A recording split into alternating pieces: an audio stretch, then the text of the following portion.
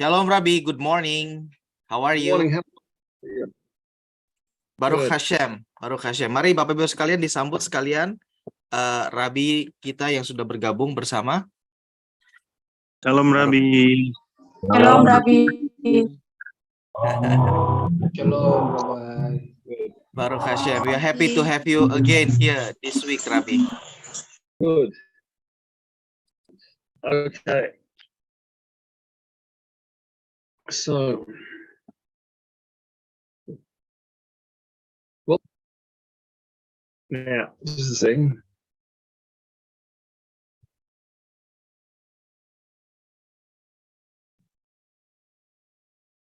Yes, Bapak Ibu sekalian, apakah ada pertanyaan mungkin untuk Rabbi? Tidak perlu terkait dengan materi pokok pembahasan, tetapi mungkin bila mana ada pertanyaan terkait hal lain juga tidak masalah. Saya buka dulu dengan pertanyaan. Apakah ada? Silakan.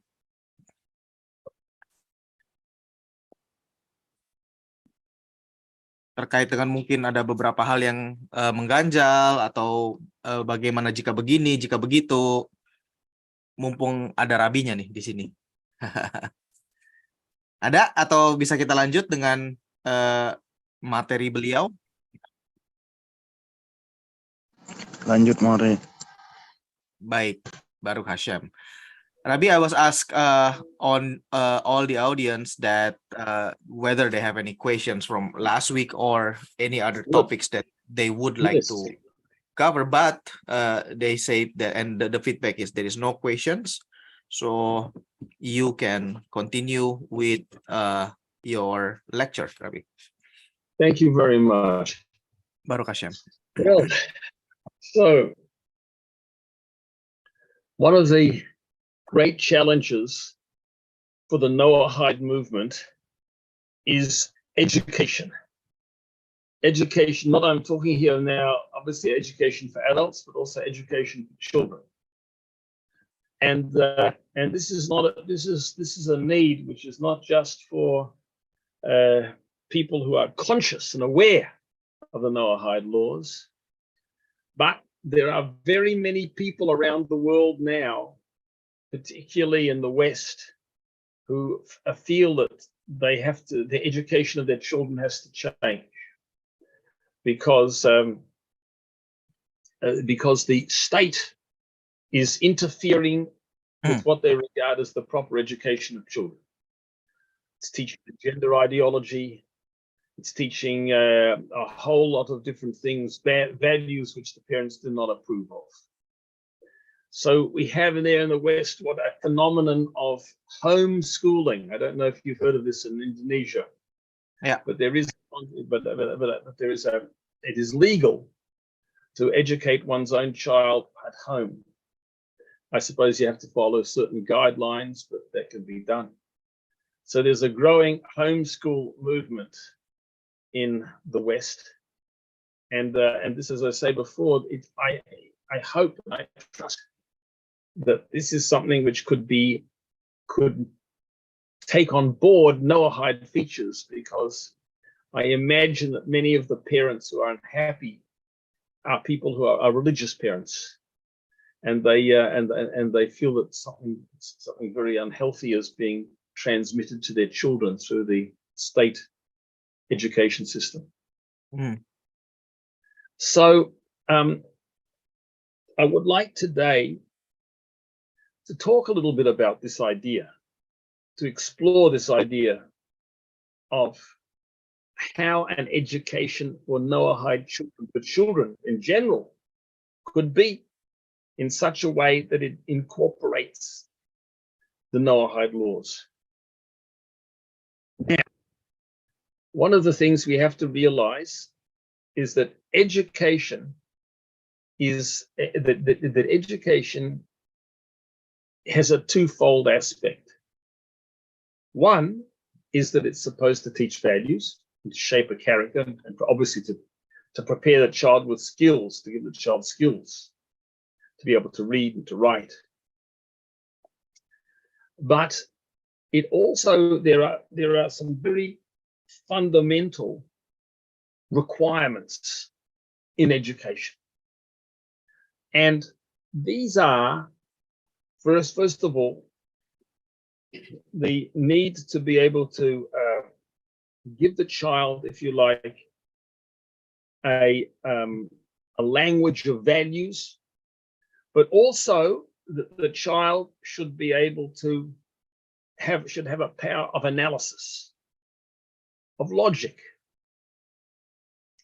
In other words, that's one of that. This is something which we want. This is a very basic thing. It doesn't matter what area of study you're going into. It's important the child has to be able to reason. There has to be some sense of logic in our analysis in the child's mind. It's got to be able to detect a contradiction, or to understand what is clear and what is not clear, to be able to ask and answer a question. And then finally, there is the element, I discussed it last week, I think a little bit, about the ability of a child to express him or herself in a way which draws on feeling, which is expressive, but in a good way. It needs to be what I call purified emotion, not raw emotion. And if you remember last week, we spoke about the idea of the true, the good, and the beautiful. And I think we can certainly say in a Torah context that this is what, if all of these aspects apply to Torah. A Torah study, it's ethical, it's true, it's good, it's true, which means it's something. It goes through the child is trained to internalize and understand it. That's the meaning of true in this particular case. True means that the values which have been given stand up to all the questions which could be asked about them. That makes it true. And finally, we spoke about the idea of the beautiful, which means that a child, and beauty has to do with feeling, with emotion, obviously cultivated emotion, cultivated feeling, and this is something then which is also an aspect of an education, that the child should have a sense of beauty, should have a feeling, and have an ability, him or herself, to display beauty in their expression, in their language, in their conduct, and so on and so forth. So basically, here's the question. If we say on the one hand, we want the child to have a Noahide education. This would be good for all of humanity. On the other hand, the child must have formal skills. And these formal skills relate to the ability, relate to the idea of being able to articulate their own belief and their own understanding. They relate to the idea of being able to analyze and to answer questions, and also to this concept of this. They need to have a sense for beauty, a sense for beauty. Now, this does not mean beauty for beauty's sake. We talked about this, I think, last week, or maybe I didn't mention it last week. When I say beauty, I don't mean beauty as something which is, just something which is attractive, something which has been presented to us as an artistic thing. The beauty is the translation of truth into feeling. That's what beauty is. Beauty says, great art, good art, translates good ideas. We can have art which is good art, but it's bad. It's got bad values in it. It's got a bad message. So we're talking here about three aspects. We spoke about it last week, I think, about the true, the good, and the beautiful, but they're all a thing. They're all related one to another. And in other words, we have a sense of morally what's good, and then we internalize it, and its truth becomes clear to us through analysis and understanding.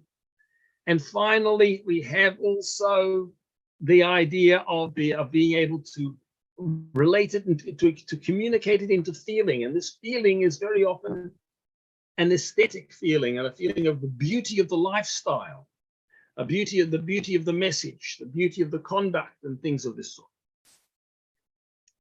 So here is my question, and I have a question. I'm going to explore it, but I'm very interested to hear what other people have to say as well.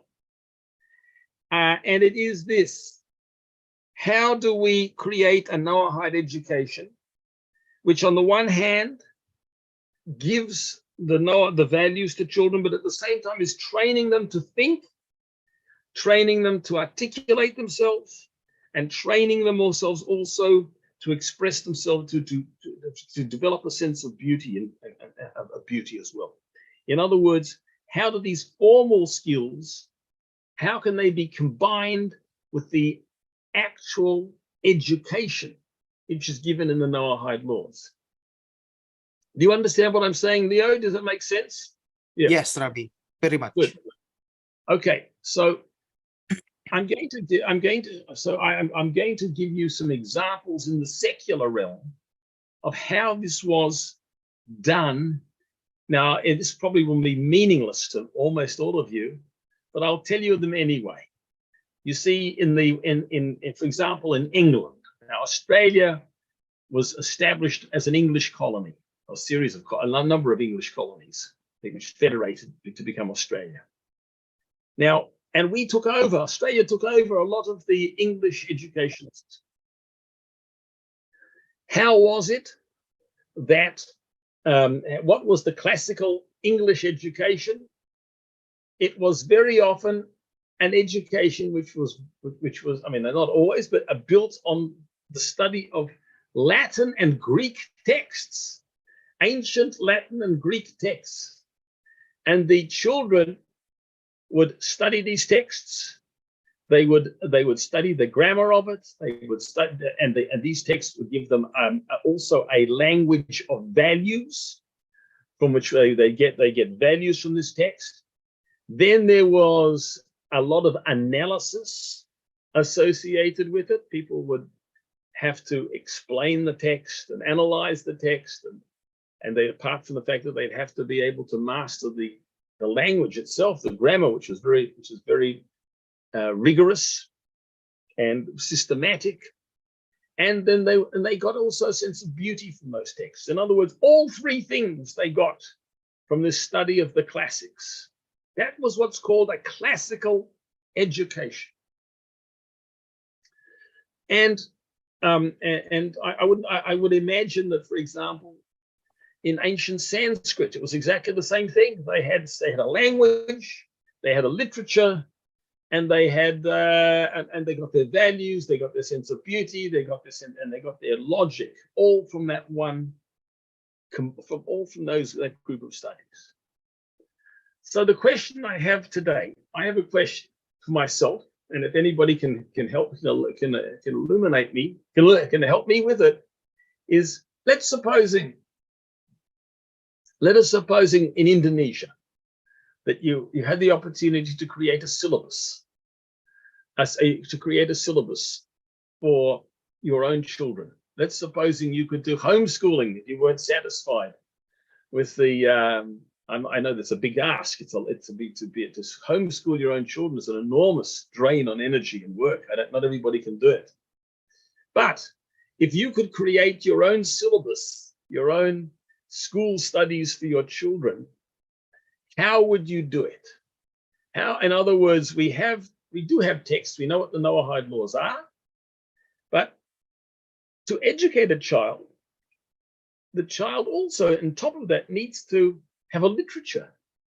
It needs to have stories, books to learn from, to texts to study. In other words, which give examples of this lifestyle, which give a sense of the beauty of the lifestyle or these values.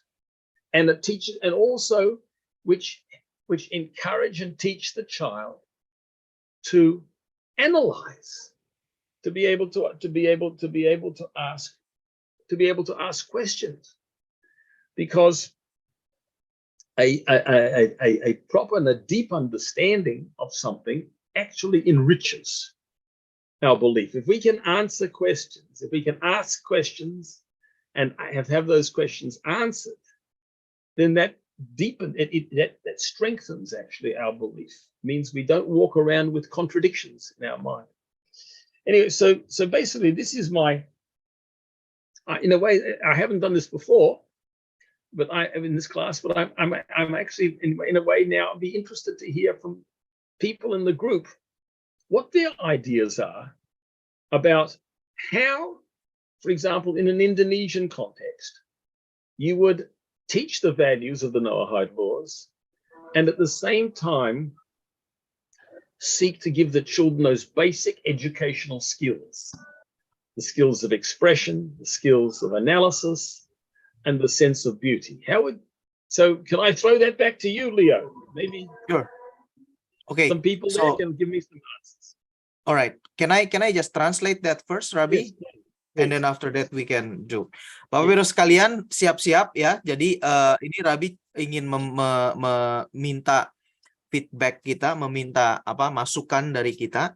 Jadi nanti di akhir daripada penterjemahan saya ini akan ada pertanyaan. Tentunya Bapak Ibu Saudara sekalian yang ingin memberikan pendapatnya tentunya dipersilahkan. Oke. Nah, jadi Bapak Ibu sekalian, pagi ini kita akan melanjutkan topik yang pernah kita bahas minggu lalu, yaitu terkait dengan pendidikan anak, ya, pendidikan anak. Dan ini sangat penting karena sebagaimana kita ketahui, tren yang ada terjadi di negara Barat itu adalah boleh dikatakan mulai ada dan mulai besar sekali gelombang untuk melakukan yang namanya homeschooling. Kita semua tahu, mungkin kalau yang saya yakin ini bukan istilah yang asing bagi kita di Indonesia pun, istilah homeschooling, yaitu kita mengajari anak kita di rumah gitu. Nah, tren homeschooling ini di negara bagian barat itu makin kuat karena justru didorong oleh kenyataan bahwa pemerintah melalui sekolah-sekolah umum sekolah-sekolah milik pemerintah yang mereka miliki, mereka sebutnya dengan public school gitu ya. Kalau di Indonesia disebut dengan sekolah negeri gitu. Pemerintah itu mereka memberikan atau justru mendorong sebuah paham yang cukup mengerikan, yaitu terkait dengan yang pernah kita bahas minggu lalu, 2 minggu lalu, terkait dengan yang namanya gender ideology, ya kan, yang juga dibahas oleh istri saya seperti itu. Jadi pemerintah itu menganjurkan si anak dengan usia yang begitu belia, yang bahkan menurut Taurat pun kita semua tahu, sebelum anak berusia 13 untuk laki-laki, 12 untuk anak perempuan, itu mereka nggak ngerti benar dan salah gitu kan, baik dan buruk gitu. Jadi mereka hanya terdorong hanya oleh karena emosi gitu kan. Nah, mereka justru di usia yang sangat belia, yang belum bisa menentukan baik dan buruk, itu mereka justru difasilitasi untuk terkait masalah urusan gender. Makanya jadi kacau sekali. Dan banyak orang tua mereka merasa terancam karena mereka juga tentunya sangat sayang dengan anak-anaknya masing-masing ya. Sehingga mereka berkata, wah ini kacau, daripada begini mendingan saya ambil anak saya didik sendiri dengan homeschooling. Nah, maka dari itu, seperti yang pernah dibahas minggu lalu juga, Rabi diminta idenya, diminta sumbangsihnya terkait dengan bagaimana ini sesuai dengan 7 hukum Nuh gitu ya. Nah, jadi Bapak Ibu sekalian, Rabi berkata bahwa sebuah proses pendidikan yang baik untuk anak itu harus mencakup 2 hal. Harus mencakup 2 hal. Yang pertama adalah kita pendidikan tersebut harus memiliki atau harus mengajarkan nilai-nilai, value gitu ya, untuk membentuk karakternya, untuk membentuk sehingga si anak ini ngerti batasan-batasan, yaitu adalah nilai-nilai kehidupan. Nah, itu yang harus ada di dalam pendidikan anak, Bapak Ibu sekalian. Karakter yang baik gitu ya.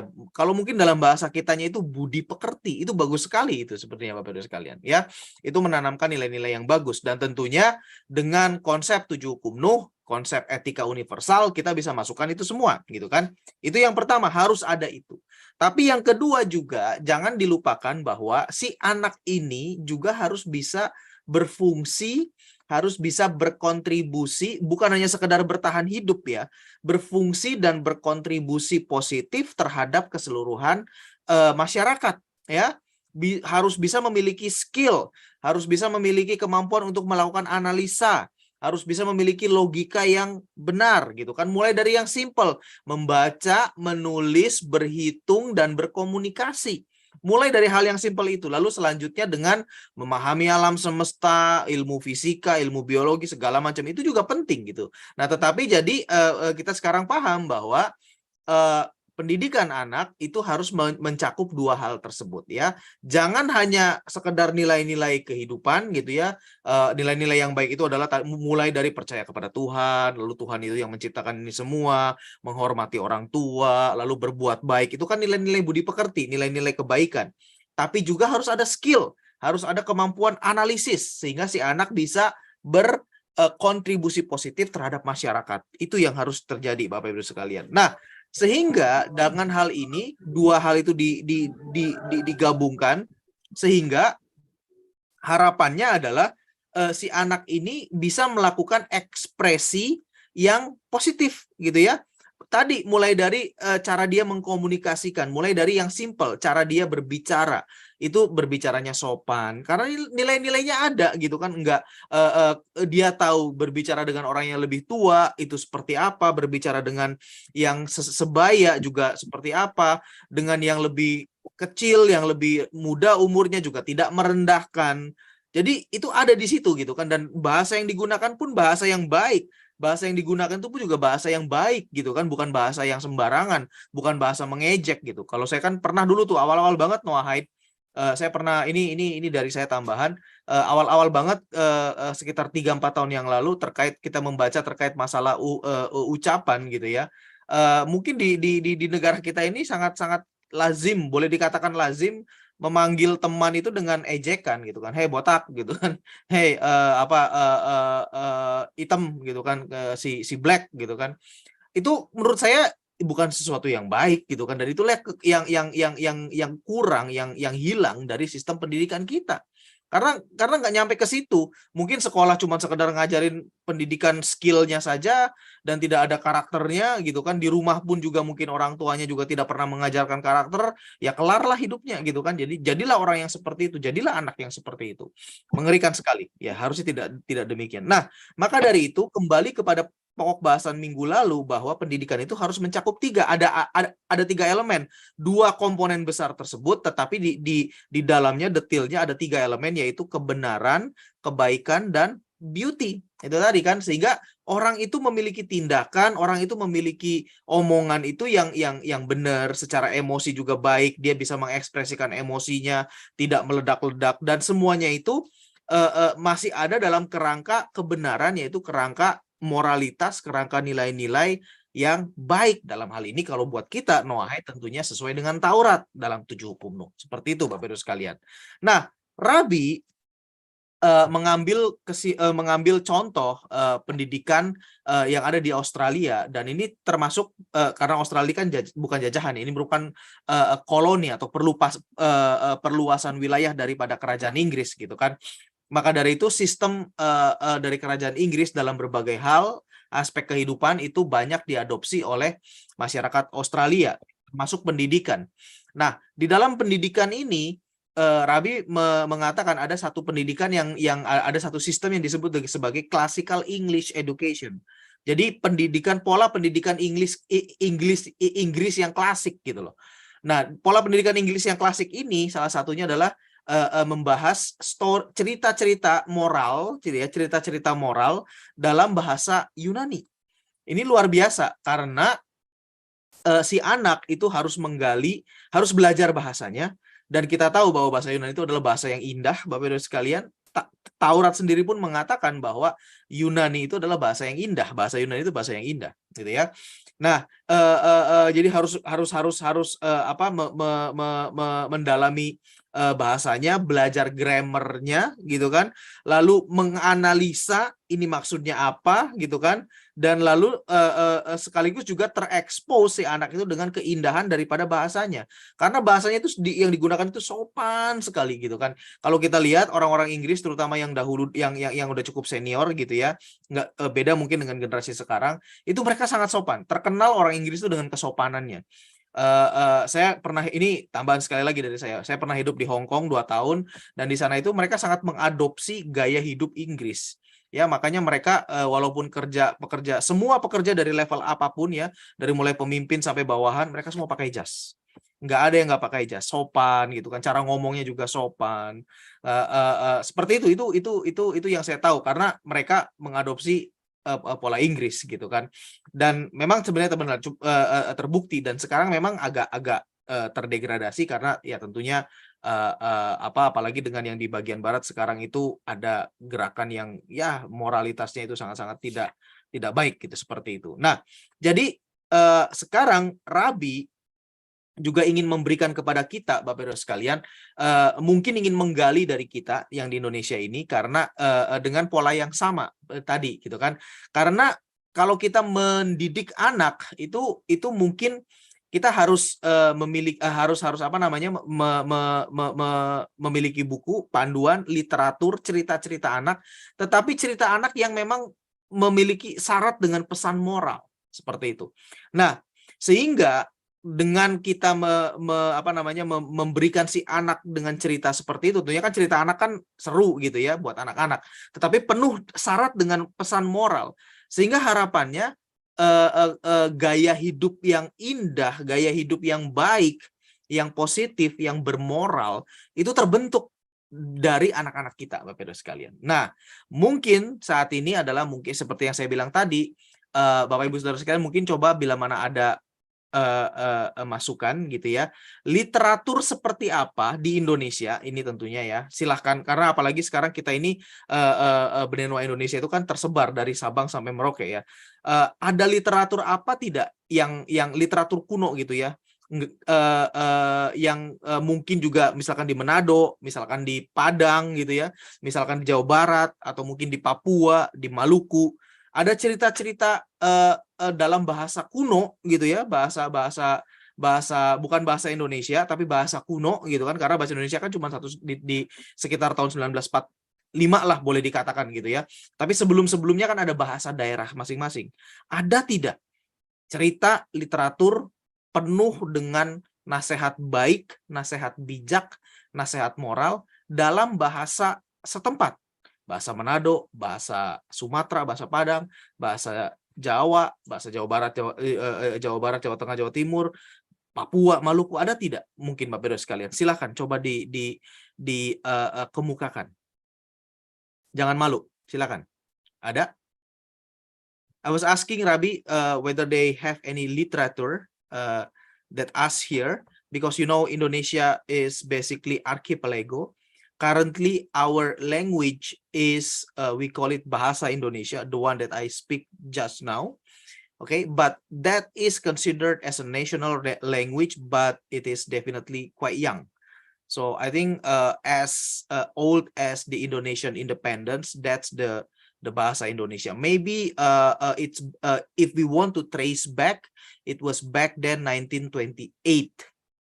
As the oldest or as the beginning of the Indonesian language. But before that and prior to the Indonesian independence, each and every island have their own language, have their own unique culture, certainly, like in Celebes, in Molucas, in Papua, in Java, Borneo, and Sumatra. We have different culture, different language, Rabi. So this is what I ask to them. So, well, I mean, I'm just wondering, I'm thinking to myself, do we need to create our own literature of Noahide values? or is there material which could already be used? That's one question I have. Maybe what's needed is a basic template of the ethical values, and different cultures could then accumulate stories which illustrate these different values. For example, stories of a person's honesty, stories of honesty, stories of fairness, stories of kindness. In other words, maybe there are ways to build a literature if it doesn't already exist. Maybe it's already there. I'm just thinking of ways in which children can have materials which illustrate the virtues, the ethical laws, the Noahide laws, and such.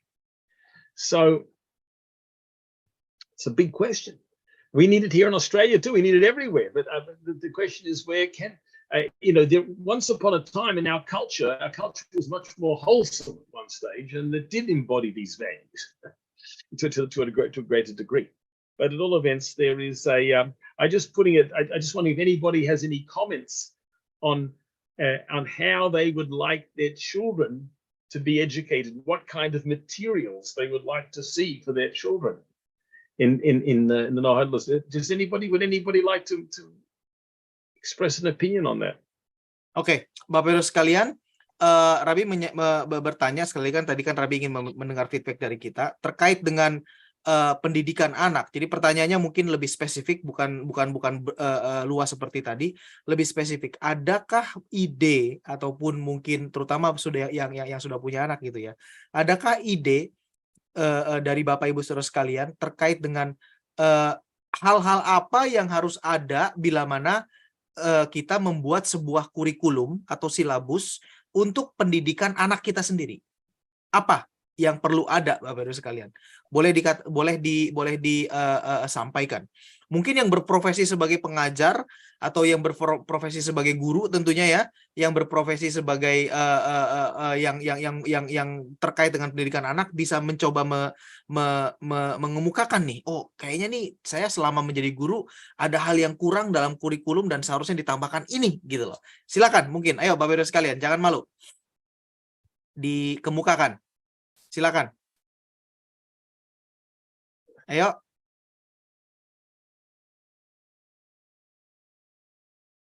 Ada? Well, maybe it's a big question. Maybe they need to think more about it. I don't know. I think so, Rabbi. All right. Well, look. Then I will go now, and I will discuss another matter which is related, and it's at the other end of the educational spectrum. At what goes on at a university, and I want to explain here also how all of these, the importance of these of analysis is, and how these three elements of values, analysis, and emotion, how they all go together. Feeling. So when I use the word emotion, I mean that in a very elevated sense, because art is associated with feeling, aesthetics are associated with feeling. Now, I myself was at a university. I taught at a university in Australia. And I don't know if I'd mentioned this before, but the university administration, during the time of the so-called same-sex marriage debate, the university as a whole decided, the head of the university decided that the whole university would support same-sex marriage in the public discussion. Now, what happened was I myself, of course, I was opposed to it. I was defending traditional marriage. What happened then? I put out literature. I put out my views. Then what happened was that somebody outside the university, wrote to the head of the university and said, "How could it be that a person with my views is a member of the university?" Now, unfortunately, the head of the university actually listened to that person and removed me from there, as I had an honorary position and removed me from it. Now, okay, it didn't cost me any of my livelihood because it was an honorary position anyway. But it was a very shocking experience, because here was a university which is supposed to be a place of discussion, a place of debate, and it was not allowing. It was removing people, and because it took a position, one single position, a unified position on an issue in politics. Therefore, it led to my dismissal. Now, and not only that, it inhibited intellectual freedom throughout the university. People were not allowed. People didn't feel that they could express their opinions if their opinions were not like the opinions of the university administration. Now, what this tells us, and then I found actually another very interesting. My father himself was the head of 2 universities during his career, and I found later, he passed away more than 10 years ago, but I found that he himself had written that a university should not take a single position on a political issue. And that was very interesting to me. Of course, that's what I feel too. But I was interested to know what my father's reasons were, and I could discover that some of them. But what I wanted to say is as follows, is that when the university takes up a political cause like that, and it's really absurd, because the university consists of academics. The purpose of intellectuals and academics is to ask questions, is to analyze. It paralyzed the university as a place of analysis, a place where critical, independent thinking could go on. Now, what this teaches you is that how important it is for a university to allow the process of analysis to go on, the ability to ask questions and to answer questions. As people of faith, our faith is not weakened by the fact that questions are asked, because if we have strong foundations and we get clear answers to our questions, that only strengthens our faith. In other words, the idea that that you can hold of, you can subscribe to values, and that you can ask questions, and questions can be expressed and answered, discussed. That is not in contradiction to values. So if the values themselves are clearly perceived and affirmed, then the questions will be answered. And to the other way around, if we walk around with questions about our own belief, that's going to weaken our belief if the questions are not answered. So what I want to say here is, here you found that the university was doing something which is very anti the concept of education. It was, first of all, representing an emotionally held viewpoint on a political matter. And because that emotion was so strong, it did not allow questions to be asked. It was effectively, in my case, it dismissed me because I criticized it. So the point I want to make is as follows. Values are something which need to, the emotions that we share, the values that we hold, the emotions that we experience are in fact purified by the process of asking questions. If the whole university thinks that it's compassionate because it supports same-sex marriage or something else like that, but they will not allow that compassion, so-called compassion, to be examined and to ask questions. Well, what's this consequence? What about another consequence? There are so many consequences of that, of this whole shift in values. Then what happens is that the emotion remains an unpurified emotion. In fact, an emotion like that can be its very opposite. If I say, for example, I'm compassionate, so therefore, if my child does something bad, I will show my compassion by not correcting the child. I'll just let it do what it wants. That is not compassion. I can think that I'm compassionate, but if I cannot see that, that attitude of letting the child do whatever it wants is actually harmful for the child, then I'm going to be left with an emotion which is a confused emotion, which is an emotion of a feeling of compassion, which is not real compassion. How do I know whether I'm being compassionate or not? When I'm allowed to ask questions about it. When people can say, well, what are the consequences of this attitude?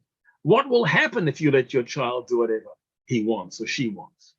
So what I'm saying is as follows: is that we have to know that emotions are something which actually come after analysis. Analysis is there to examine the emotion, to ask questions about it, and to see if it leads to good things or bad things.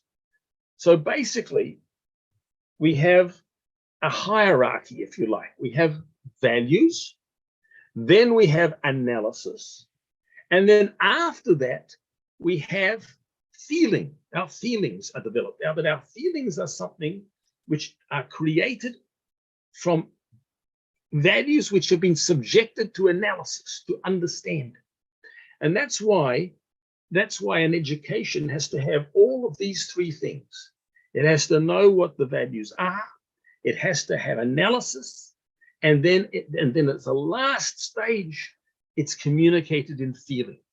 But if feeling comes first and analysis is stopped, then all you're left is with very raw, crude, and sometimes harmful emotions, unexamined emotions. I don't know if I've made that very clear or not, but what I'm trying to illustrate here is how, in a moral education, we must always be able to follow each of these stages. In other words, to have to know what the core values are, but then to examine the consequences, and only after that only after that can we express them as a feeling, as a refined feeling. And Leo, I think you probably know that when we speak about the Sfirot, we speak about Chochmah, Bina, and Dat, right? Correct. These three things. Chochmah is insight. Chochmah is something where Hashem, we've been given, it's a wisdom which we receive. It's an insight, it's a value, it's an insight. Bina is the process of analysis. We look for questions on it. Is it consistent? Am I explaining it? Answer questions, examination. Then Dat is the way having subjected the Chochmah to the Bina, then I come to Dat. I come to it's part of me. It's internalized. It's something which can now translate into feeling and action. So what I'm saying, these three elements, Chochmah, Bina, and Dat, this is really what an education is about. Of course, we have to know we have to know geography and history, and people are learning and maths and English, all of the skills which they need. But ultimately, the core of it all is the chokhmah, the values, the bina, the ability to analyze, and finally the notion to bring it into feeling and to express it, and to be motivated to do something with it. So what I'm trying to say here, maybe my ideas are not very clear, is that we need then to see how we're going to incorporate this also in a Noahide education. Noahide children will have to learn also, they'll learn maths, they'll learn English or Indonesian, they'll learn geography, whatever they'll learn the different things. But the core is the value set. The core is the ability to analyze, to answer, to think. And then finally, then the third is the ability to feel that in a refined way, to give it over, to express it, to feel its beauty, the goodness of it, and so on and so forth. Well, I'm sorry. I hope that's not too abstract. But I'm saying all of this because I'm going to a conference on Tuesday in Sydney. I live in Melbourne, and this is by a group of educationalists who are working with the homeschooling movement. And they are unhappy with the state schooling, and they're looking for ways in which universal ethics can be incorporated into a alternative education for children. And what I'm trying to do here, I'm sorry, I'm experimenting on you. I'm just putting my own thoughts to you, is to say that, you know, an education is a formal thing, but it's also value-based. And the question now, and what I've been trying to say is, how do we bring in the formal aspects of education, the good, the true, and the beautiful, into the particular value complex of the Noahide laws? Because we're not going to do Latin and Greek. We're finished with that. That's finished. That's not going to come back. And we're not, and there are Christian homeschoolers too. Well, that's not for us either. We need a Noahide education. And for that, we have to satisfy two things. We have to satisfy the knowledge of the Noahide laws, but we also have to satisfy the requirements of an education in general and what an education involves. And that's what I've been trying to sort of express, that an education has to do with these elements of appreciating values and analyzing and answering questions and translating it into feeling and expression. So that's where I am. So you know, in other words, what we need is, you know, and I'll tell you another thing. Around the world, a lot of people are doing this, and they want to do this in Ukraine. They want to do it in Russia. This is the Noahide movement. They want to do it everywhere, and I suspect this is something which will go with the mainstream eventually too, because the mainstream's not happy. A lot of the mainstream is not happy with what's going on. They also want a moral education for their children. Right. So it's a very interesting thing. Anyway, I'm sorry. I'm just this is not an ordinary lecture. I'm thinking out loud. You know what I mean to say? Anyway, I just see what you can see if that comes up, and see if anybody's got any comments. Yeah. So Rabbi, to your question, since everyone's is maybe like what you said, is quite heavy topic for us here, and it's sometimes to think. But what I can think right now, looking at because I also have my own kids, right? And then they are growing up. They are in a teenager right now. One in university, two still with me here. But looking back at the education system that they had been gone through during their childhood, you know, first, the norm here in Indonesia is basically get the child to school as early as possible. Starting the education system here, not the public, but usually for us here, we can say usually the minority is using the private school, most of the case. And then those private schools were start opening their door as early as nursery or toddler or whatever they name it. This is even pre-kindergarten, Rabbi. And then along the way, the emphasis of this education system is basically more on the skills. It is definitely like what you call it, starting from differentiating the colors, those kind of things, and then start to know the letters, those kind of things. So there is a paradigm here that if the child can read as early as possible, or can, you know, count as early as possible, that will be a very good child. Then the moral, as simple as a good manner, how they interact with other kids, how they recognize, how they do a good thing for the other kids, kind of neglected. kind of thing. So I think if I would like to if you ask what kind of a good education, I would like to put more emphasis in the early years of education, and put a proper, you know, basic value, moral in that kid, because this is really important, because nowadays I can see as well, like my when I me and my wife visit my kids' school, the manners, the language, even it is influence our own kids. We often needs to create correct how they speak, using the language that is not proper, those kind of things, Rabbi. So those are the things that we can see. On the public school of Indonesia, it's the other phenomenon. The public school of Indonesia, they, like what I mentioned to you, like 3 years back, 2 years back maybe, it's put more emphasis on a certain group of religion. Like there are a lot of you know, this is because this has been this is no secret, because it's also being published publicly over the news.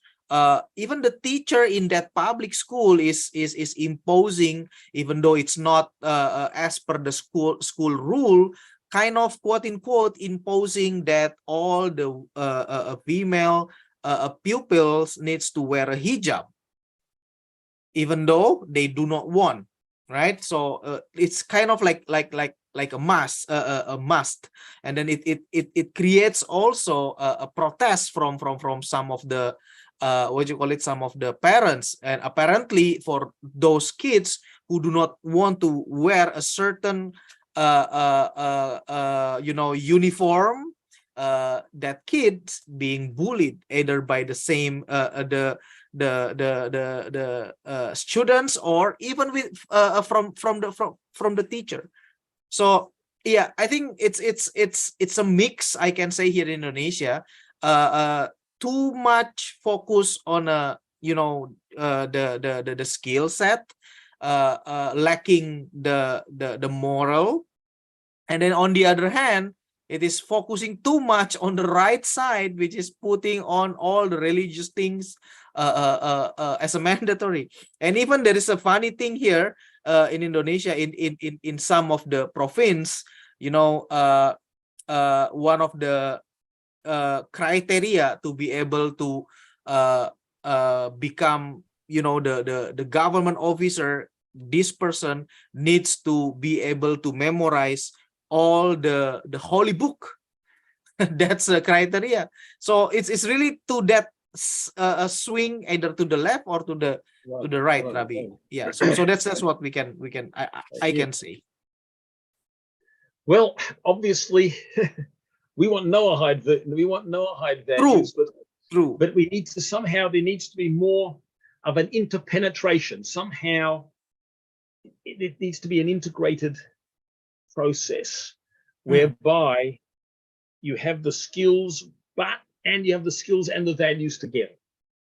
So this is the question, how to do it. And we're only starting now. Well, we have to, please God, you know, we will find a way by communicating with different cultures. Maybe we'll bring out the shared values more and more. See, one of the things about America was an unusual society. It's changed now. But America was a society where you had what was called an ethical neutral monotheism. In other words, they managed to get a language talking about God without bringing in Christianity, without bringing in Islam, or even without bringing in Judaism. In other words, they had for a long time a neutral civic religion, so to speak, you know, in the school. Now that's not a bad thing, you know. In other words, it was a religious society without being sectarian. In other words, without the dominance of a particular sect. Right. And I think that this would be a very good thing to have that kind of neutral monotheistic doctrine which is acceptable. It should be acceptable to everybody, hopefully. You know what I mean to say? Yes. Anyway, well, Yeah. look, today has been a very general discussion. I hope I haven't lost Sure. the people. I'm sorry if I No have. problem. But anyway, maybe I'll be able to report to you next time on what happened at this conference. Baruch Hashem. One more question, if you don't mind, Rabbi. Yes, please. Yeah. So we based on your lecture this week, last week, I think we started, I believe, like two weeks back, on the importance of the education, the Noahide education. But Yeah. now it's about the practicality, Rabbi, the situation here in Indonesia. Okay, homeschooling, what I can understand here in Indonesia is it is not unknown, but if I ask the parents here, a lot of parents will say that we are not yet ready for a homeschooling.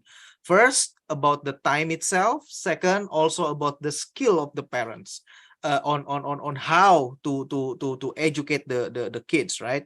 But that's the reality. So for us now in Indonesia, the make sense options is to send our kids to the school, a normal school. Like what I said, it's being either private or public school. Okay, now specific to the Noahide, our situations, we were previously came from Christianity. 98% we can say we came from Christianity. Then also we found that, like the case of myself, the curriculum of the school is basically quite makes sense, right? In terms of providing the skills and etc. And then sometimes those schools are having international curriculum that allows the kid, whenever pass this stage in Indonesia, they can easily transfer the certificate to study further abroad, like in your Australia, those kind of things. Like my own kids, we were in a Cambridge curriculum, so my kids can easily go to Australia for a higher education or somewhere else which is international. But the thing is, this school is basically based on a Christian standard. So what do you think? Is that okay for us, Rabbi, to continue our kids' education in that kind of situation, providing that we are not yet ready to have a homeschooling, like what you said? Well, I think that if you explain to your own children what your values are, okay, I hope that will help them to get through it. In other words, great. they will not lose what you want them to have. Right. So I know it's difficult, but I suspect that since there's no such thing as a Noahide school at this point of time, no, that's probably the best you can do, is to try to offset what they hear at school by giving them the extra information which you can give them. In other words, by speaking to them as parents. I think that probably because I think that the greatest influence is ultimately, I hope, it's the home. I think it used to be the home, and I still think that parents who talk to their children will, and give them a lot of input.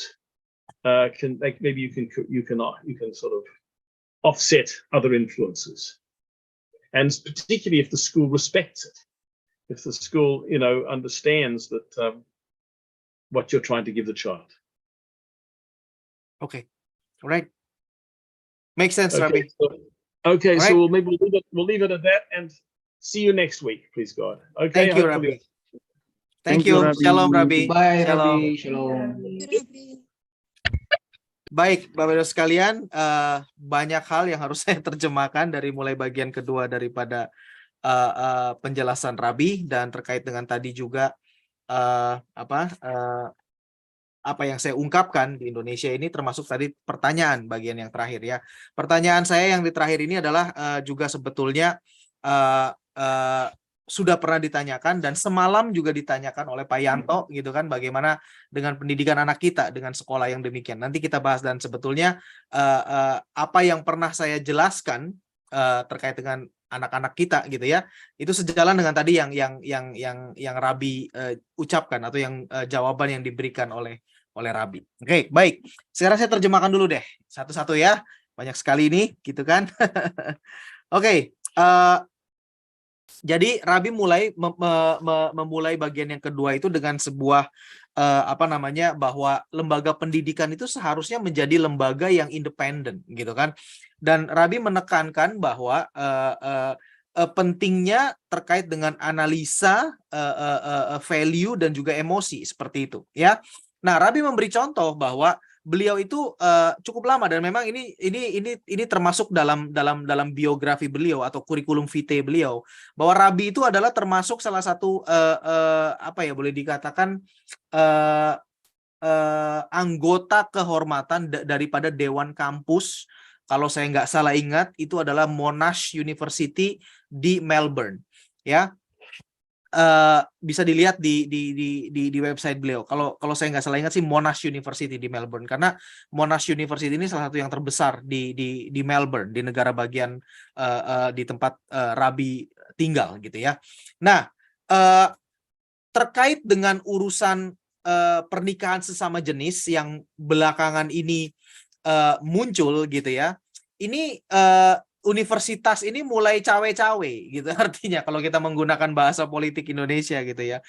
Universitas tempat Rabi mengabdi itu mulai ikut campur dan akhirnya pemimpin universitasnya atas nama seluruh sivitas akademika daripada universitas tempat Rabi ada, itu mengambil keputusan bahwa mereka secara organisasi, secara sivitas akademika itu mendukung pernikahan sesama jenis. Oke? Nah, tentu Rabi secara personal itu menolak gitu kan, dan Rabi senantiasa menyuarakan dan bahkan menyuarakan dengan keras. Saya tahu sekali Rabi itu di Australia itu boleh dikatakan termasuk di dalam tanda petik ya di blacklist oleh media-media Australia. Kenapa? Karena komennya yang keras terkait dengan hal seperti ini, pernikahan sesama jenis, LGBT segala macam. Beliau sangat keras. Beliau termasuk orang yang benar-benar ya namanya juga Rabi gitu kan. Pasti beliau hidup berdasarkan Taurat ya kan. Sehingga kalau pernikahan ya pernikahan yang normal gitu kan, bukan pernikahan aneh-aneh kayak begitu gitu. Nah, waktu berjalan, walaupun demikian ya Rabi nggak bisa ngapa-ngapain, ya kan? Rabi hanya satu orang dibandingkan dengan keputusan seluruh organisasi beliau, gitu. Nah, sekitar beberapa, saya kurang paham juga tadi Rabi tidak menyebutkan, yang jelas setelah berjalannya waktu, ada orang yang iseng gitu ya, kalau menurut saya sih iseng, ngomong kepada atau bicara kepada pemimpin universitasnya ini, kamu lihat di sini, itu ada satu orang namanya Cowen gitu kan. Dia itu kan kamu tahu sendiri pendapatnya begini segala macam. Dia itu kan berseberangan pendapatnya dengan pendapat ataupun juga sikap daripada universitas tempatmu yang kamu pimpin loh. Bagaimana ini bisa terjadi? Artinya ketika universitas itu mengambil posisi mendukung pernikahan sesama jenis, ini Rabi kan menolak. Nah, akhirnya si orang tersebut tanya dan juga memberikan kayak apa ya, ngomporin lah bahasa kitanya kepada pemimpin universitasnya ini, kok bisa? Gimana caranya orang yang menolak tuh bisa ada bergabung bersama dengan kamu yang pola ataupun posisinya sikapnya berbeda. Nah, akhirnya si pemimpin universitas ini mengambil keputusan untuk mengeluarkan Rabi dari keorganisasian, dari universitas, Bapak Ibu sekalian. Ngeri ya, jadi artinya universitas yang seharusnya itu menjadi lembaga yang netral, gitu, itu malah menjadi mengambil posisi tertentu. Karena sebetulnya urusan ini adalah bukan hanya sekedar urusan kebebasan manusia, bukan, tetapi ini sudah menjadi politik. Kenapa? Karena pemerintah sudah masuk ke situ. Pemerintah tujuannya simpel, satu, yaitu ingin mengambil suara.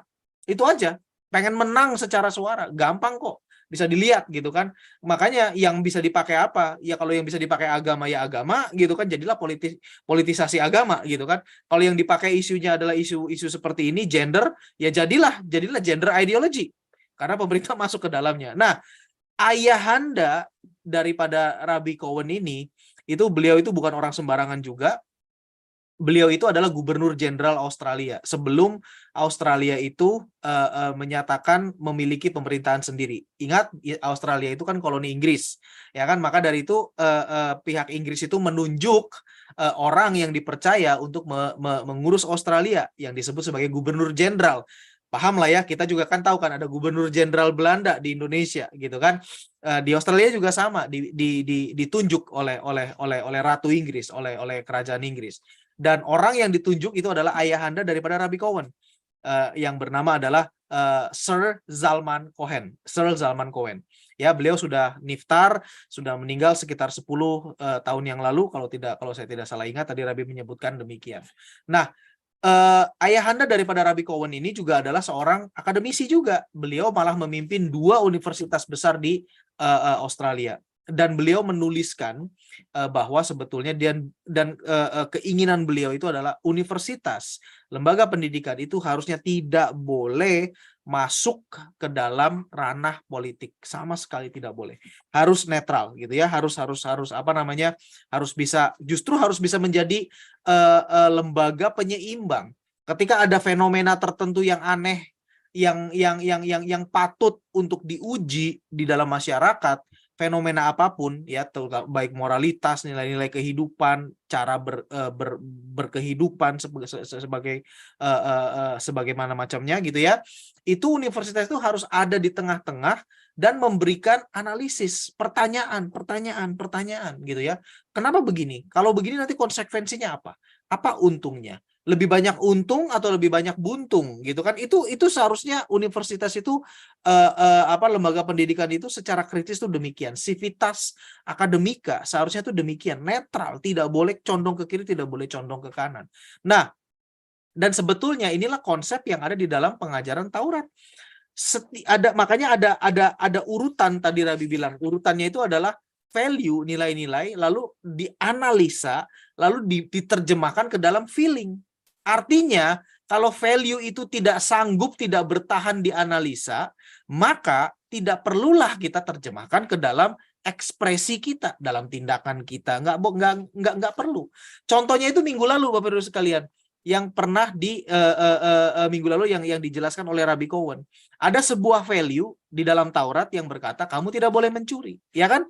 Nah, lalu value itu tidak boleh mencuri itu harus diuji. Bagaimana jika begini? Bagaimana kondisinya seperti ini? Bagaimana jika ada dalam situasi seperti ini?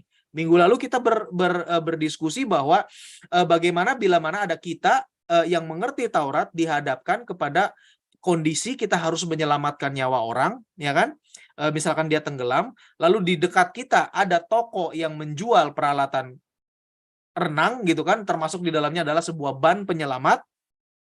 Tetapi orangnya nggak ada, ya, penjaga tokonya mungkin lagi ke kamar kecil atau segala macam. Kita nggak bisa menunggu gitu kan, sementara ini orang lagi tenggelam. Nah, Taurat berkata, demi untuk menyelamatkan nyawa, kamu ambil dahulu, selamatkan, lalu kamu kembalikan dan bilang kepada pemiliknya, saya pakai untuk menyelamatkan orang tersebut. Nah, itu analisis. Dan di situ kita bisa mengerti, oh iya, maka dari itu kita bisa mengerti bahwa nilai-nilai tersebut bisa kita pakai. Kenapa? Karena nilai-nilai tersebut itu justru mengutamakan, nilai Taurat yang ini mengutamakan manusia, bukan hanya sekedar aturan yang kaku, tidak peduli apapun, pokoknya nggak boleh. Nah, kalau seperti itu kita nggak perlu pakai gitu kan, pokoknya nggak boleh deh. Nggak, terserah mau ada orang mati, mau ada orang tenggelam, mau ada orang mau celaka, nggak boleh. Yang penting kamu harus taat gitu kan. Itu salah gitu kan. Itu artinya taat buta gitu kan, tanpa mengerti konteks dan tanpa bisa diaplikasikan ke dalam konteks yang benar. Nah, tetapi minggu lalu kita sudah bahas bahwa nilai yang demikian yang bisa kita implementasikan adalah nilai yang memang bisa diimplementasikan terhadap seluruh konteks dan juga kemungkinan possibility terhadap manusia. Itu Bapak Ibu sekalian. Nah, seharusnya civitas akademika, tadi Rabi katakan, itu harusnya demikian. Kalau ada nilai misalkan, oke, pernikahan sesama jenis, gitu kan, analisalah bagaimana dampaknya kepada masyarakat. Kalau sesama jenis, terus bagaimana dunia ini dipopulasi? Siapa yang nanti akan meneruskan generasi kita? Bayangkan bila mana seluruh umat manusia di muka bumi ini mengadopsi pernikahan sesama jenis, apakah akan ada generasi selanjutnya? Kan itu kan yang harus dipikirkan, betul nggak? Bukan hanya sekedar ya gitu kan, ya udahlah memang mereka mau begitu, enggak seperti itu. Dinilai secara objektif baik buruk dampaknya seperti apa. Itu seharusnya peran daripada sivitas akademika, ya, orang yang mengaku sebagai orang yang punya intelek gitu kan. Jangan hanya sekedar ngikut politik praktis. Nah, yang terjadi sekarang ini di belahan bumi manapun, sivitas akademika cukup banyak yang berpolitik praktis, seperti yang dicontohkan oleh Rabbi Cowen di Australia. Mungkin di negara kita ada, mungkin ada, saya nggak tahu. Kalaupun ada, mungkin warnanya bukan ke arah yang kiri, tetapi ke arah yang kanan, yang saya perhatikan seperti itu. Oke? Demikian, Bapak Ibu sekalian. Ya, maka dari itu seharusnya sebuah nilai, sebuah value itu tidak perlu takut diuji, justru harus diuji. Makanya di dalam Taurat itu juga minta bahwa ayo tanya, diskusi. Talmud itu penuh isinya dengan diskusi, dan ada perbedaan pendapat, no problem. Ada rabi ini berkata demikian, ada rabi ini berkata demikian, tapi perbedaan itu bukan terhadap esensi daripada Taurat, tetapi terhadap interpretasi dan kondisi dan konteks yang berbeda gitu loh. Seperti itu Bapak Ibu sekalian. Jadi justru itu menguatkan, Nah, kalau ada value yang diterapkan dan tidak boleh dipertanyakan, artinya sudah jelas, gampang aja. Artinya value tersebut, nilai tersebut tidak akan bertahan, dan artinya nilai tersebut sebetulnya adalah sebuah nilai yang rapuh, yang membahayakan umat manusia. Sebenarnya demikian. Ya kan? Kalau nilainya itu kuat, teguh, tidak perlu takut diuji. Uji saja. Justru dengan pengujian itu akan memurnikan, tadi Rabi bilang demikian. Akan membuat nilai-nilai itu menjadi semakin kuat. Ya kan, contohnya kayak tadi, nggak boleh mencuri, dilarang mencuri, tapi kita uji. Gimana kalau harus menyelamatkan nyawa orang? Lalu Taurat berkata, oh silakan ambil, tapi kamu harus jujur. Balikin lagi gitu kan. Nah, di situ kita kan merasa bahwa oh iya betul ya, bahwa nyawa manusia itu lebih berharga daripada hanya sekedar menuruti aturan. Itu yang penting Bapak Ibu sekalian. Oke? Nah, terkait dengan itu juga ada yang namanya Chokhmah, Bina, dan Da'at. Maka dari itu struktur daripada Sefirot itu sudah ditetapkan oleh Hashem. Chokhmah, Bina, dan Da'at Bapak Ibu sekalian. Ya, Chokhmah, Bina, Da'at ini adalah tiga hal yang mana sesuai dengan itu tadi. Chokhmah itu adalah insight atau ide gitu kan. Jadi kalau kita terima ide juga, kita harus bisa analisa. Bisa nggak masuk akal, nggak bisa diterapkan atau tidak. Bagaimana jika begini, ide ini masih bertahan atau tidak. Bagaimana dengan situasi seperti ini, apakah masih laku ide ini. Kan seperti itu. Nah baru setelah itu kita, oh iya, setelah dianalisis baru kita menjadi da'at dan menjadi pengetahuan dalam diri kita. Dan kita bisa mulai nyatakan dalam ucapan, dalam tindakan. Ya, kalau hanya sekedar pokoknya terima. Bagaimana jika begini? Kan pasti gagal, Pak. Enggak mau tahu pokoknya. Nah, kalau itu udah ngawur. Kalau udah seperti itu, kalau udah mulai pakai metode pokoknya, nah itu pasti sudah ngawur, Bapak Ibu sekalian. Oke? Nah, itu tadi bagian dari penjelasan Rabi, kuliah Rabi di bagian yang kedua. Nah, tadi saya mengatakan sebetulnya juga ini ada input dari istri saya ketika tadi ditanyakan sebenarnya metode pendidikan seperti apa yang kalau kita mau bikin kurikulum itu di Indonesia itu seperti apa gitu kan. Nah, saya tadi sempat memberikan input masukan kepada Rabi bahwa yang kurang dari kita ini adalah pendidikan budi pekerti ya. Kita ini sebuah masyarakat yang tergila-gila dengan pendidikan, boleh dikatakan gitu ya. Semudah mungkin, sekecil mungkin coba kita masukkan dengan berbagai macam alasan ya, dengan berbagai macam alasan. Kedua orang tua kerja lah, sibuk lah, ataupun juga dengan alasan yang cukup konyol, yaitu nggak ingin kalah saingan dengan tetangga. Anak tetangga sudah masuk ke playgroup ya, anak kita juga harus masuk gitu kan. Ada seperti itu. Ya. Nah, jadi sedini mungkin gitu kan. Dan tetapi sebagaimana kita tahu bahwa pendidikan yang ada diajarkan kepada anak-anak dini ini itu sudah mulai teknis, sudah mulai terkait dengan skill gitu, membedakan warna, belajar huruf, calistung, baca, tulis, hitung gitu kan. Dan bahkan mungkin nggak tahu sekarang ada apa nggak. Kalau dulu saya sih masih ingat banget, sampai beberapa tahun yang lalu juga ingat banget, kalau misalkan anak mau masuk SD itu dites udah bisa baca belum, udah bisa nulis belum, udah bisa ngitung belum. Nah padahal sebetulnya yang penting daripada masa anak-anak seperti itu adalah menanamkan nilai-nilai yang baik.